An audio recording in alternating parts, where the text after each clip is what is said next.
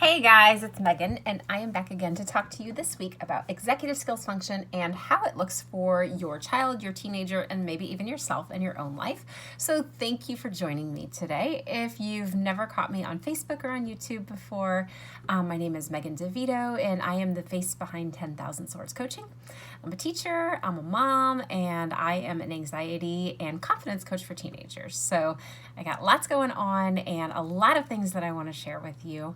But today I want to really introduce the idea of executive skills. So I've been a teacher for a really long time now. I teach high school, and thinking back to when I was in college and what I learned when I was becoming a teacher, we didn't talk about executive skills function. And it wasn't because those things didn't exist. It wasn't because they weren't important. I think it was something, if I was guessing, because I am not trained as a counselor, I'm guessing it was something that maybe they trained the counselors for, which is great because we need somebody to do that. But as a teacher, as a parent, and especially as a coach, I want to make sure that when I am working with a teenager or with my own kids or even with myself or in my relationships, that I understand what executive function is. So I'm going to share a little bit of that with you today, and then in the coming weeks, I will share a little bit more. We'll dive a little bit deeper into different executive skills, what they might look like if your teen or your child or even you have a lag in that executive skill. And how you can start kind of fortifying and really build that skill up to give yourself what you need so that you can be successful in reaching your goals. So executive function is really the idea of how you take the information and the stimuli and all of the different things that you have to do in your life and you put them all together so that you can be organized, you can have impulse control and flexibility, and these skills that help us reach the goals that we want to reach in our lives. All right. So when we talk about how this happens is, we talk about executive function. Does everybody have this? Yes, and maybe not to the same extent. All right. So to say that everybody has an executive skills lag isn't true. Some people are lower in some executive skills. Sorry, I'm going to move my phone. Are lower in some executive skills function than other people, and some people just really struggle with to more of an extreme extent, if that makes sense. All right. So some of those things would be, we could say, time management. All right. How do you get where you need to be on time? Are you late? Do you lose track of time? Do you forget appointments? So that could be one thing. We could say, impulse, or we could talk about emotion control. What do you do if somebody says some snide remark to you? How do you not fly off the handle and cuss them up one side and down the other? Or, somebody accidentally bumps into you, you're in a crowded area and somebody accidentally bumps you. What keeps you from just turning around and like jacking them in the face? All right. Do you apologize for no reason? That's another one. Are you always apologizing? So, do you get lost in organizing things, or do you not organize anything at all? So executive function is really this big term. Think of it as like a almost like an umbrella, okay?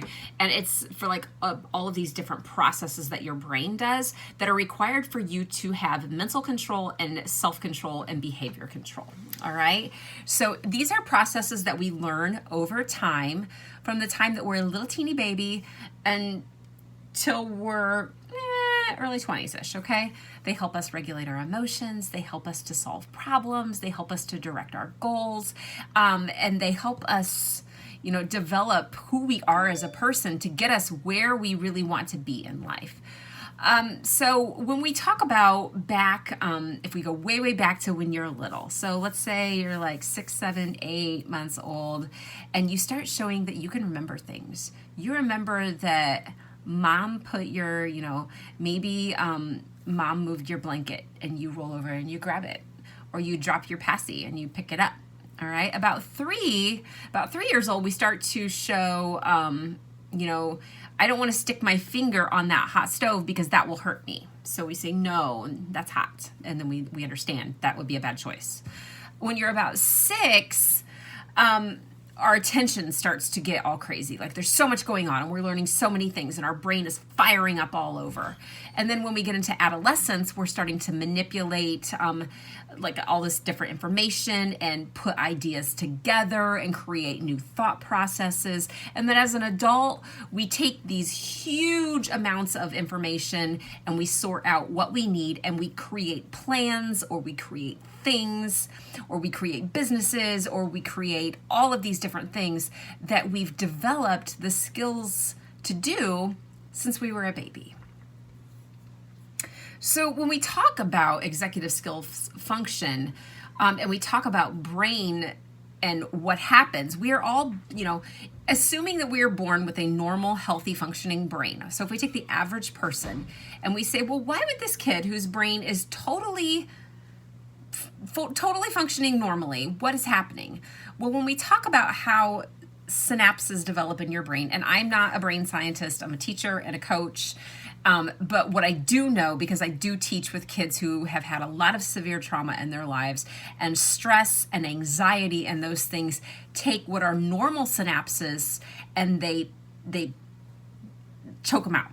That's the best way I can describe it. Or they prune them off, okay? So when you have a normal synapse, it might look like you have all these fingers coming out, whereas a stressed one might have like 3 or 2, okay? So they're not making as many connections. Your brain actually prunes those connections as you don't need them anymore. So if you learn something and it's not necessarily, because you can't keep everything, right? Your brain prunes things every night. So, children actually have about twice as many synapses as adults have, because we, like, all the things that we're learning at once when we're 6 years old are not necessarily that helpful when we're 30. Okay, but there are some things that can really cause weaknesses in executive skills. So those could be things that they play out in these weaknesses, which would be like not being able to adapt. Not being able to organize things, not being able to plan what you want to do, not being able to manage your time, lashing out at people, not being able to sit still, being very stubborn and inflexible, giving up and crying and just melting down, anger issues. All of those things are things that are part of this growth in executive skills. So when we see adults that are flying off the handle and calling names and, cussing at somebody out of their car window, that's an executive skills problem. So we want to talk about, what is it? So how do these, and we're talking about your teenager or your child as a student, how does that affect them in the classroom? Their behavior is, it's impulse. It's like, what do I do right now? What do I do right now? There's no foresight in there. There's not like, well, if I do this down the road, I might regret it, or that's not necessarily true, so I shouldn't say it. There's not a lot of purpose to their actions sometimes. Taking the information and organizing it to be able to complete an algebra problem. That's a lot of organization to know step by step by step, or to say, do this, then this, then this, then create this. Steps could become a really big issue if you're doing math problems, if you're trying to create projects, if you're trying to write a research paper. Creating a goal. For example, let's say that your teen wants to get into a college and they're really excited about that, but they don't have the executive skills they need to create a goal and to take the steps towards that goal, so they give up. That is something that would be an executive skills function.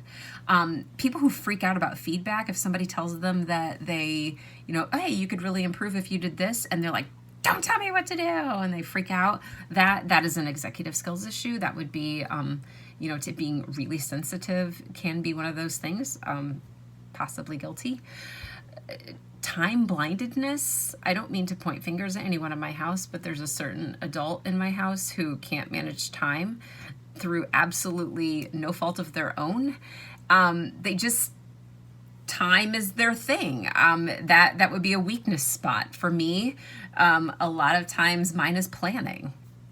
So, there's other people whose it's organization. So, and what happens is when all of these things, when you're a teenager in a classroom or a kid in a classroom, or even an adult in a relationship, and you're trying your best to be successful, but you feel like you're constantly failing, this can really lead to confidence issues.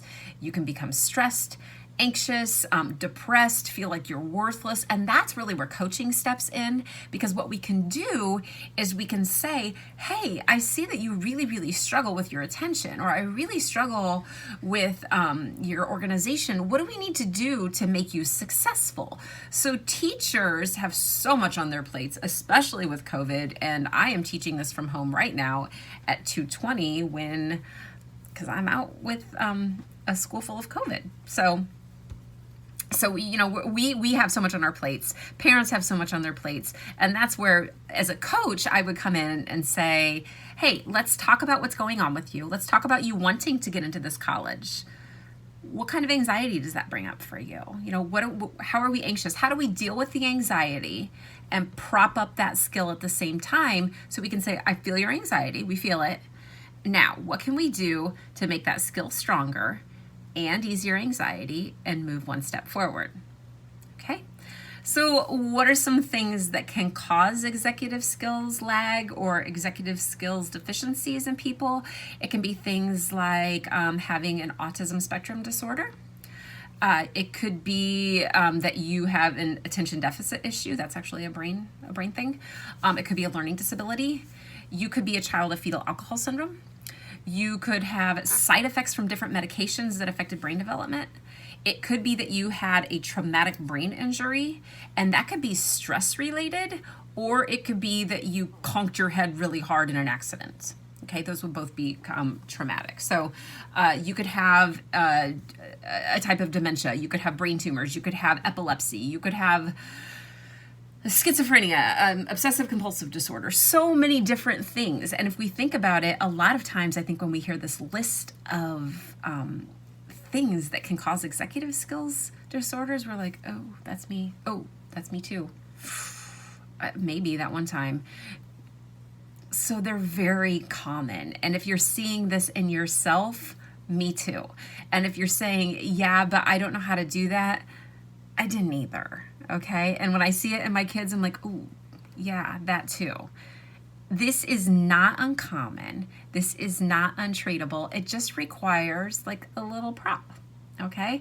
And it requires us to learn how to handle executive function and how we can move forward. So that is what I wanted to cover with you this week. Next week, I will be back and we will start to talk about some of the different kinds of executive function, how you can identify them, and how you can start fortifying those in your own life, in your teenager's life, in your kid's life, maybe even in your spouse's life, and how we can start turning these weaknesses into something that are less effective or less, what word am I looking for?